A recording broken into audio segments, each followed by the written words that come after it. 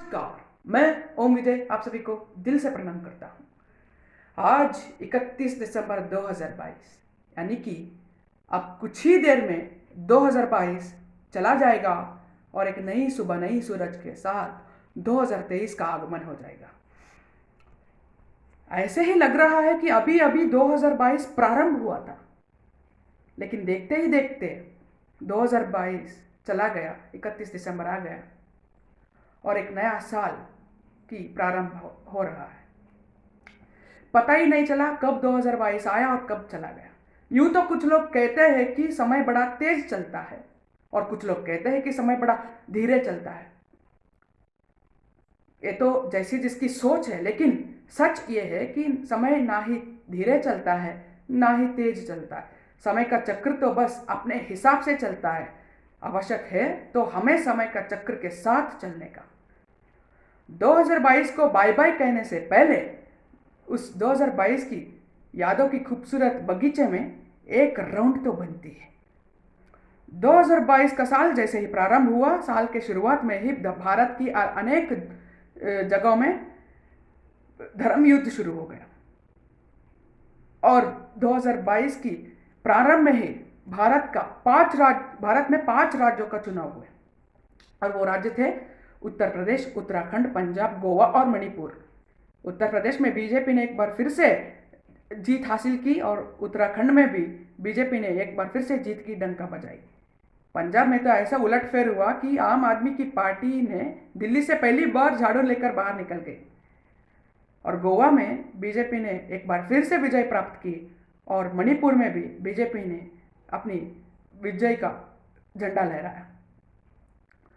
और 24 फरवरी 2022 ये वो दिन है जो कि उस दिन कभी नहीं होना चाहिए था। इस दिन रशिया और यूक्रेन का युद्ध प्रारंभ हुआ, जो कि कभी भी नहीं होना चाहिए था। रशिया और यूक्रेन का युद्ध आज भी चल रहा है। ये बड़े बड़े नेता अपनी प्रतिष्ठा के लिए एयर कंडीशन चैम्बरों में बैठकर युद्ध की घोषणा करते हैं और यहाँ पर बीच में, दोनों देशों के बीच में आम आदमी जो कि बेकसूर है वो मरते हैं। न जाने क्यों लोग युद्ध करते हैं। आज हम नया साल मना रहे हैं, लेकिन यूक्रेन और रशिया के सीमा पर आज भी तनाव, युद्ध का तनाव जारी है। और 2022 मार्च 26 मार्च के दिन आईपीएल प्रारंभ हुआ, जो कि भारत का एक अपना खेल है। 26 मार्च से लेकर 29 मई तक ये आईपीएल चला। आईपीएल यानी कि इंडियन प्रीमियर लीग, जो कि क्रिकेट की दुनिया में सबसे बड़ा लीग माना जाता है और ना सिर्फ भारत में बल्कि पूरी दुनिया में आईपीएल को पसंद की जाती है। और इस 15वें सीजन आईपीएल में कुछ खास था। खास ये था कि पहले से 8 टीम तो खेलते ही थे, लेकिन अब से 2 टीम और जुड़ गई है और वो दोनों टीम का नाम है लखनऊ सुपर जायंट्स और गुजरात टाइटंस। और खुशी की बात यह है कि गुजरात टाइटंस ने अपनी पहले ही सीजन में जीत की ट्रॉफी उठा ली। तो गुजरात टाइटंस की पूरी टीम को मेरी ओर से बहुत बहुत शुभकामनाएं। और 25 जुलाई 2022 के दिन भारत में श्रीमती द्रौपदी मुर्मू जी नए राष्ट्रपति बनकर चुनाव हुए। 25 जुलाई के दिन श्रीमती द्रौपदी मुर्मू जी ने भारत के राष्ट्रपति बनकर प्रमाण वचन लिए। द्रौपदी मुर्मू जी को मेरी ओर से शुभकामनाएं और बधाई।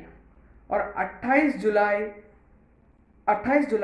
2022 के दिन कॉमनवेल्थ गेम का भी प्रारंभ हुआ, जो कि 8 अगस्त तक चले और इस कॉमनवेल्थ गेम में भारत ने जबरदस्त प्रदर्शन दिया है। भारत ने 22 गोल्ड मेडल, 16 सिल्वर मेडल और 23 ब्रॉन्ज मेडल जीते और कुल मिलाकर 61 मेडल्स उठाकर लेकर आए भारत के खिलाड़ियों ने। उन सारे तमाम खिलाड़ियों को मेरी ओर से शुभकामनाएं हैं और बधाइयाँ। 15 अगस्त 2022 यूं तो 15 अगस्त का दिन हर साल भारत के लिए खास होता ही है, क्योंकि हमारा स्वतंत्र दिवस है। लेकिन इस बार का 15 अगस्त कुछ ज़्यादा ही खास था। वजह है कि भारत को आज़ादी मिलकर 75 वर्ष पूरे हो गए, 75 साल पूरे हुए। यानी कि अब भारत अपने अमृत काल में प्रवेश कर चुका है। मेरी ओर से भारत की जनता को एक बार फिर से अमृत महोत्सव की हार्दिक शुभकामनाएं और बधाइयाँ। और 28 अगस्त के दिन एशिया कप टूर्नामेंट का भी आयोजन हुआ, जो कि 2 साल में एक बार होता है। और इस एशिया कप जो है वो 11 सितंबर तक चला था और इसमें 5 टीम खेलती है, भारत, पाकिस्तान, अफगानिस्तान, बांग्लादेश और श्रीलंका। भारत ने शुरुआत में अच्छा प्रदर्शन दिया था, लेकिन जैसे जैसे टूर्नामेंट आगे बढ़ता गया और भारत बाहर होता गया, लेकिन श्रीलंका टूर्नामेंट को जीती है, तो हार्दिक बधाई।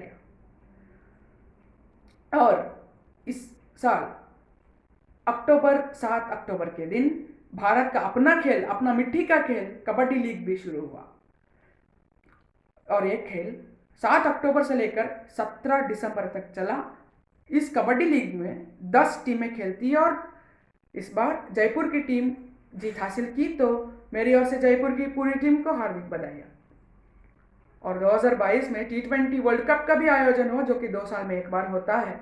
16 अक्टूबर से 13 नवंबर तक ये टूर्नामेंट चला और इसमें 12 टीमें खेली है और उन 12 टीमों में भारत भी था। भारत ने ज़बरदस्त प्रदर्शन कर रहा था, लेकिन सेमीफाइनल में चलकर भारत बाहर हो गया। लेकिन खुशी की बात यह है कि इंग्लैंड की टीम पहली बार अपनी T20 वर्ल्ड कप जीता, तो इंग्लैंड की पूरी टीम को मेरी ओर से शुभकामनाएं। और न सिर्फ भारत देश की बल्कि पूरी दुनिया की सबसे पसंदीदा खेल फीफा वर्ल्ड कप का भी आयोजन हुआ, जो कि 4 साल में एक बार होता है। 20 नवंबर से लेकर 18 दिसंबर तक ये फीफा वर्ल्ड कप का टूर्नामेंट चला। और इस बार का फीफा वर्ल्ड कप में 3 नई चीज़ें हुई। पहली चीज़ तो ये हुआ कि इतिहास में पहली बार फीफा वर्ल्ड कप इस्लामिक देश यानी कि कतर में आयोजित हुआ। ये इतिहास में पहली बार हुआ है। और दूसरी चीज़ ये हुआ है कि क्रिस्टियानो रोनाल्डो जैसे महान खिलाड़ी को भी बाहर बिठा दिए थे इस बार, ये भी पहली बार हुआ है। और तीसरी चीज़ ये हुआ कि जो कमज़ोर टीमें कहा जाते थे वो सब इस बार टूर्नामेंट में बड़े बड़े शक्तिशाली टीमों को बाहर कर दिए टूर्नामेंट से। लेकिन इस बार अर्जेंटीना ने 36 साल के बाद दूसरी बार फीफा वर्ल्ड कप जीता है, तो अर्जेंटीना की पूरी टीम को मेरी ओर से हार्दिक शुभकामनाएं, बधाइयाँ।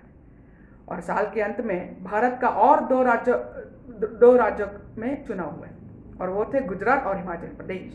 हिमाचल प्रदेश में कांग्रेस ने 4 साल के बाद एक पहली जीता है और गुजरात में तो बीजेपी ने रिकॉर्ड ब्रेक जीत हासिल की है। संक्रांति हो या महाशिवरात्रि, होली हो या नया साल, रक्षाबंधन हो या जन्माष्टमी, गणेश चतुर्थी हो या नवरात्रि, दशहरा हो या दिवाली, हर एक त्यौहार इस साल हमने बड़े ही धूमधाम से मनाए, क्योंकि बीते 2 सालों से हमें त्यौहार मनाने का मौका नहीं मिला था कोरोना के चलते। लेकिन 2022 ने कोरोना से हमें रिलीफ दिया है और हम सभी ने एक बड़ा उत्साह के साथ सारे त्योहारों को उत्साह के साथ मनाया है। और इस साल पूरे विश्व में अनेक दुर्घटना घटी है, अनेक घटनाएं घटी है। अनेक क्षेत्रों में इतनी बारिश पड़ी है कि घर, गाड़ी, बंगला और यहाँ तक कि इंसान भी डूब गए, लोगों का खुशियाँ भी डूब गई। और अनेक क्षेत्रों में बाढ़ भी आए। बाढ़ आते आते अकेला आया, लेकिन जाते जाते अपने साथ लोगों की खुशियाँ छीन के गया। और अनेक क्षेत्रों में भूकंप भी हुआ, जिससे ढेर सारे लोग मारे गए। और इंडोनेशिया में एक फुटबॉल मैच में लोगों के मारामारी के बीच में अनेक लोग मारे गए। दक्षिण कोरिया में 31 अक्टूबर के दिन हैलोवीन पार्टी में भी बहुत सारे लोग मारे गए।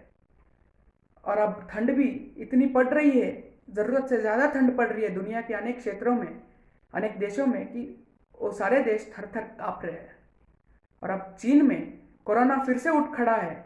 उस कोरोना के चलते चीन में भी लाखों लोग मारे गए। इस साल हमने कई अपनों को खोए हैं, लेकिन कुछ को पाए भी हैं। उतार चढ़ाव आए हैं, दुख के बादल भी छाए, लेकिन बाद में खुशी के बरसात भी आए हैं। कुल मिलाकर 2022 हम सभी के लिए एक शिक्षक की तरह था, जो कि हमें बहुत कुछ सिखा कर जा रहा है। इसलिए 2022 को दिल से प्यार भरी धन्यवाद। और अब वक्त है एक नई उत्साह, एक नई उमंग, नया हौसला के साथ नया साल का स्वागत करने का। तो अलविदा 2022, स्वागत है 2023। उम्मीद करते हैं कि 2023 में बहुत कुछ अच्छा हो, हम सभी के लिए अच्छा हो, क्योंकि उम्मीद पर दुनिया कायम है और आशा अमर है। उम्मीद करते हैं कि 2023 हम सभी के लिए सुख, शांति, समृद्धि एवं खुशियाँ लाए। बाय बाय 2020, बाय बाय 2022 और वेलकम है 2023 को। धन्यवाद 2022 और स्वागत करते हैं 2023 का। मेरी ओर से आप सभी को हैप्पी न्यू ईयर। इस वीडियो को ज़्यादा से ज़्यादा वायरल कीजिएगा। वीडियो देखने के लिए बहुत बहुत धन्यवाद। जय हिंद, जय भारत, वंदे मातरम।